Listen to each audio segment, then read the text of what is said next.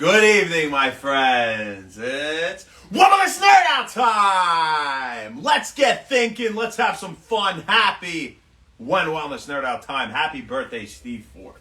I hope you had a great day, man. We'll talk about him at the end. So what we're going to talk about today is a dietary approach for reducing depressive symptoms, in particular adopting the Mediterranean diet, at least in some major aspect. So the trial I want to talk about today was a randomized control trial, 152 participants, age ranges from 18 to 65, and what they did was follow them over 3 months. They had a diet group, a Mediterranean diet group, where, by the way, both the diet group and the control group had moderate to severe depression, so pretty serious, what's up, JMO, depressive symptoms. Right? This isn't people with just mild depression, okay?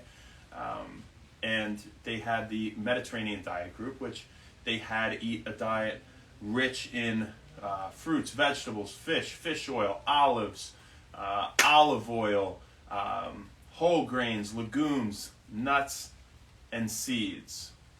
Okay, and then they had them also have very low intake of red meat, processed foods, and candy. Okay, now the control group, they had no dietary intervention, but they did both go to group social events. Okay, so there was some improvement in the depressive symptoms for both groups. But what they found at the end of the 3-month trial was the diet group had a 43% reduction in depressive symptoms, whereas the control group had a 26.8% reduction.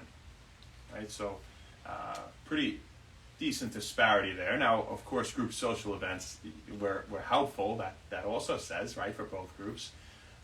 But this group who followed the Mediterranean diet, why did they have reduction in depressive symptoms or improvement with their depression? Well, the big thing with a lot of those foods we just mentioned is that they're high in soluble fiber. So what's the big thing we know about soluble fiber?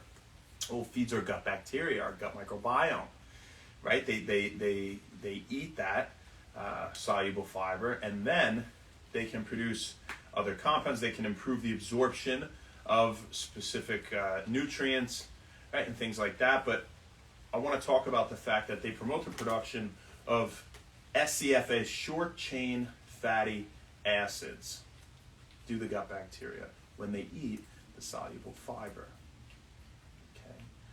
Now we know our gut microbiome is intimately involved in immunity and cognitive function, right? And we have something called the gut-brain axis, and the production of these short-chain fatty acids, such as acetic acid or butyrate, for example, which in particular, actually, butyrate has been shown to increase serotonin levels in the brain and affect them, generally positively, and among other neurotransmitters.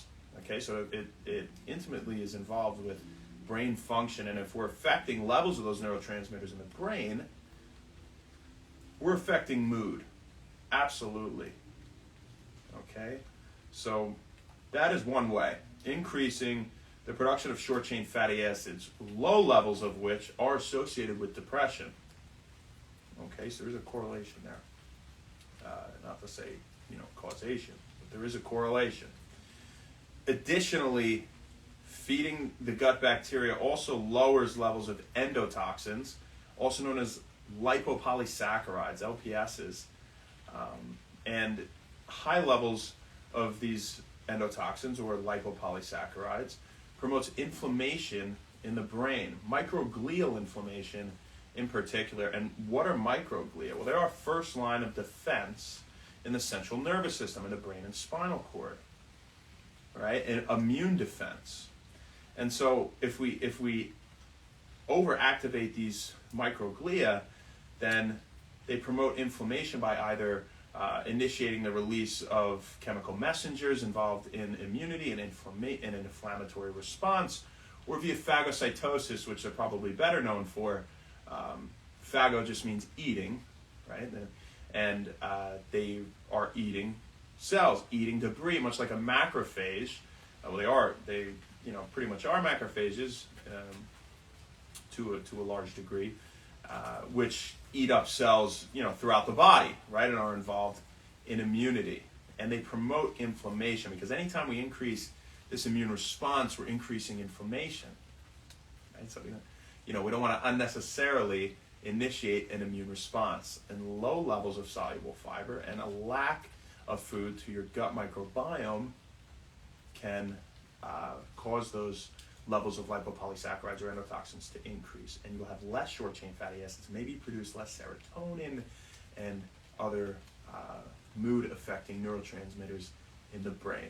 So that's what we got for you guys today. Very interesting. Mediterranean diet for alleviating symptoms of depression, at least partially. And those in people, again, with moderate to severe depression.